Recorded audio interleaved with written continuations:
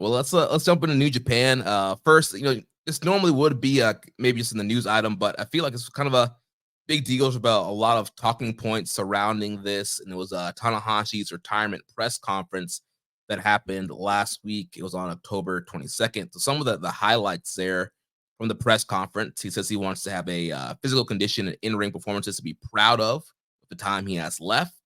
He said, with the exception of Super Junior Tag League, he wants to be on every tour going forward.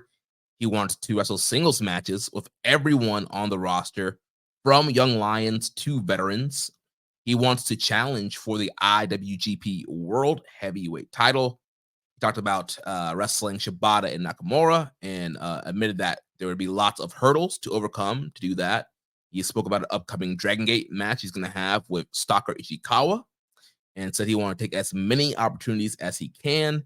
And then at the end of the press conference, Evil came in and crashed the press conference and challenged Tanahashi to Wrestle Kingdom 19.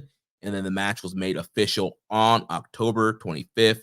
So, young boy, what are your thoughts here on some of Tanahashi's talking points and Evil versus Tanahashi as Tanahashi's second to last Wrestle Kingdom match? Yeah, I thought it was I didn't watch the press conference, but I read his the statements and the points that he made and his intentions and everything like that, the bullet points. And it sounds like the way that Hiroshi Tanahashi always talks. I want to do this, I want to do that, blah blah blah. But you notice he didn't make any promises. He didn't say I am going to do this or do that. The only thing we know for sure is he's going to retire next year in the Tokyo Dome, and everything between now and then is really up in the air. So, he put some desires out there, and those are great goals. Do I think that between now and then, every single one of those bullet points will be fulfilled? Like, no. Maybe some of them will, but I don't know. One thing that makes me nervous is when he says he wants to wrestle everybody in the company. I'm worried that they're going to do one of those retirement send-offs where he literally does a 1-minute match against everybody in the company. Which some people will probably like that, and that's like a pro tradition, but I'm here for the big match, the big money match, you know what I mean? Yeah. As far as Evil being his opponent, I don't know. I guess I'm torn. It's like a double-edged thing because on the one hand, it makes total sense that that's who his opponent is. Like, they've been building up to it for a long time now, and if you didn't realize it, you weren't paying attention. But here's the thing, Jeremy, I wasn't paying attention.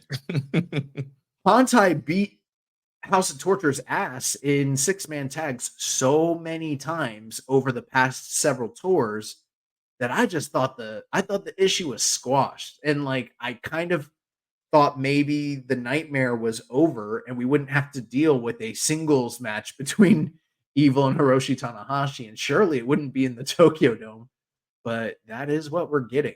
And I see some people defending it, like the New Japan, like diehard, gatekeepery pro elitists. But like, let's not mince words. This match is gonna fucking suck.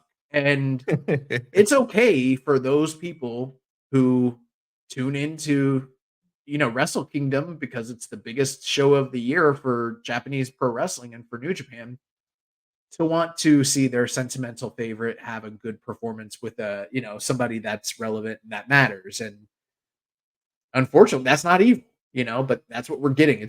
He'll get the W. It'll be a happy moment, but I'm not looking forward to it, and I'm not excited about it in any way, shape, or form. Yeah, I'm not excited about it either. And again, like, we've been watching, I know the whole story. It's been Hantai versus House of Torture from the beginning of the year. You look at all of the Shota Umino, Ren Narita stuff, Umino Evil, a lot of Hantai versus House of Torture has been pretty much the overarching story the whole year. And then also that it picked up with Tanahashi becoming president, and then Evil saying he's the real president. And they, like you mentioned, they've been feuding with several 6-man tile offenses, and Oleg, Tanahashi, and Yano. I mean, they've been champs pretty much majority of the year, and they were 6-man champs, and have beat House of Torture on several occasions defending those titles. And so, yeah, it's like how Georgia been losing so much. Like it kind of felt like that was the end of the story. Like they Yeah. beat guys just recently twice in two different teams, and so it's like, all right, maybe we're gonna move on and do something else. And Tanahashi only has two Wrestle Kingdoms left, and I get it from a story perspective of yes, like they've been feuding all year, and Evil's been calling out Tanahashi all day. He's been saying he's the president, and so yeah, I think just looking on paper, the match makes sense for what they've been doing. But just because it makes sense doesn't mean I have to like it. Doesn't mean we have to be excited about it. Like Yeah. it's gonna be smoke and mirrors, which I guess for a broken down Tanahashi, There's it, something to be said for that. it might be helpful for him, and because also Right. all those guys are gonna run out. You're gonna get garrote wires, wrenches, ref bumps. Everybody running out. The whole clown show that we always get. But again, Tanahashi seems to makes stuff work. People were kind of dreading that the Kenta match a couple years ago, and they went out here and had that crazy like plunder match, and he just guys like bad like Fale in the past, and got some great matches out of Fale. So I know Tanahashi's not in his prime, but I feel like he has the wrestling skill ability to kind of put a match together. It's not going to be match of the year, but it Yeah. could end up being enjoyable. Yeah, that's 100% the case. I mean, and now at the same time, is it possible that it doesn't play out the way that you're saying? And Yeah. Tanahashi has a bad night, and House of Torture leans too much into the shenanigans, and it, maybe it plays well to the live audience, but it's not necessarily enjoyable for the type of fan that we are. That is also possible, but you're absolutely right. There is something to be said for the spectacle of the big show and the big stage, and the blow off to this feud. I just thought, I don't know, everything about this feud screamed to me like B show singles match. I thought it'd be a power struggle or or something like that. KOPW even, but it's happening at the Dome, so at least Tanahashi is going to get one last big victory in the Dome, because I don't know what will happen next year, but chances are there's a good chance he goes out on his shield, instead goes out on his back instead of his front, like the Tunnel Talk girls like to say. So But you think he's 100% lock he's beating Evil?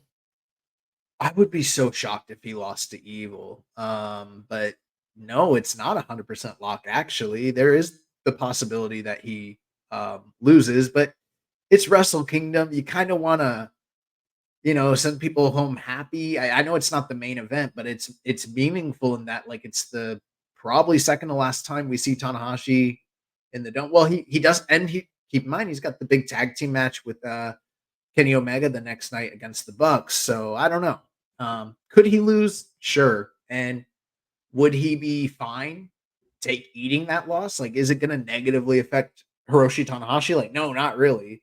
So maybe there is something to be said about the idea that they push Evil. They give Evil the boost, but I don't know. To me, that's short sighted, because I'm at the point where I think I don't think there's that much investment into Evil to begin with. So it's like we want to pour into that guy, at the expense of Tanahashi on his when he's on his last leg. Like, nah, Yeah. give Tanahashi the win, make everybody feel good. Yeah, it's bad enough you're giving us this match, so at least let the ace win. Right.